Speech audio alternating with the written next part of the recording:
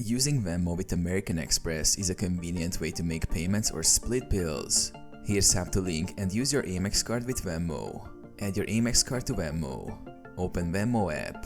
Log into your Venmo account.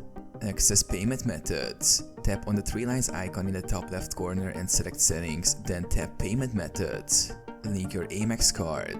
Select Add Bank or Card, then choose Card and enter your American Express card details. Alternatively, you can scan the card using your phone's camera. Verify the card. Venmo might ask you to verify the Amex card.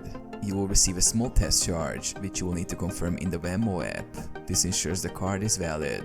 Make payments. Once your Amex card is linked, you can choose it as a payment method for Venmo transactions, such as sending money to friends, splitting bills, or making purchases at retailers that accept Venmo.